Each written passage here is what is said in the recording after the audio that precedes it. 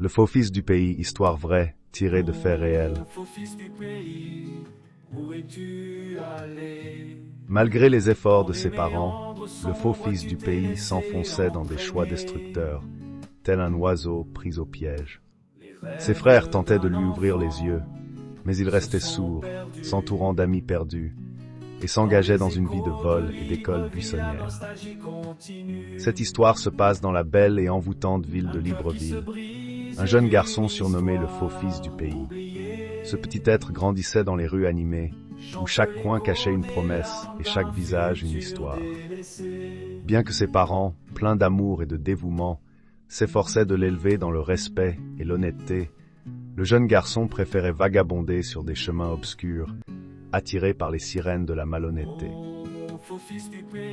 Malgré les efforts inlassables de ses parents, qui croyaient fermement qu'un jour leur enfant changerait et deviendrait un vrai fils du pays, le faux fils ne cessait de s'enfoncer dans ses choix funestes. Il était comme un oiseau pris au piège dans un filet de mensonges, et ses frères, conscients de ses erreurs, peinaient à lui ouvrir les yeux. Mais tel un navire à la dérive, il ne voulait rien entendre et s'entourait d'amis tout aussi égarés, se lançant ainsi dans une danse macabre de vol et d'école buissonnière. Un jour tragique, alors qu'un petit garçon de 5 ans jouait innocemment avec son vélo, le faux fils et ses 2 frères, âgés de 10 et 7 ans, décidèrent d'interrompre cette douce mélodie d'enfance. Dans un acte de violence inexplicable, ils arrachèrent le vélo de l'enfant et dans le tumulte, le poussèrent dans un caniveau. Le choc fut terrible, et le petit garçon perdit la vie, emporté par une hémorragie dévastatrice. Cet acte insensé éveilla l'indignation des adultes, et la tragédie fut rapportée à la police.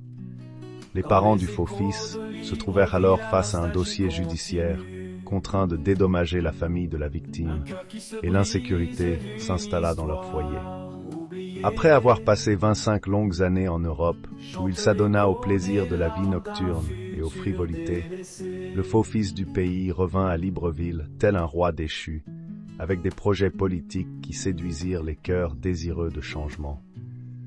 Bien habillé, avec un verbe charmeur, il réussit à s'immiscer dans les cercles influents et à prendre des postes clés dans les institutions.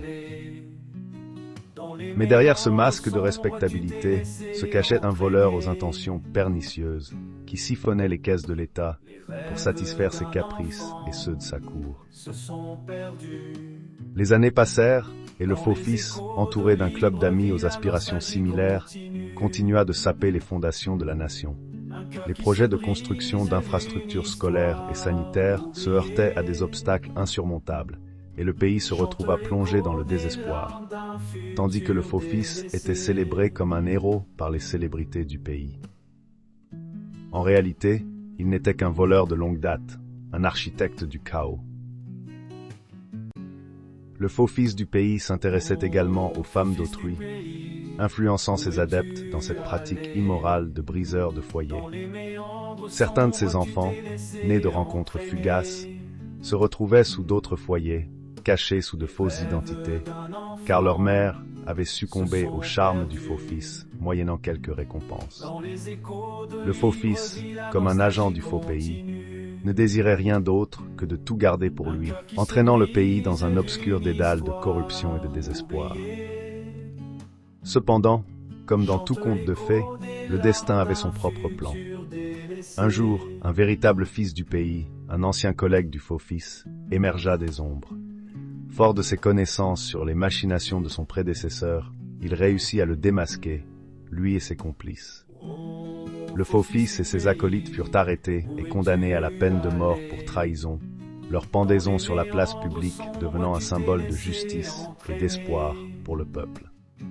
Les leçons de cette histoire sont nombreuses et précieuses. Elles nous rappellent que la famille est le fondement de la société.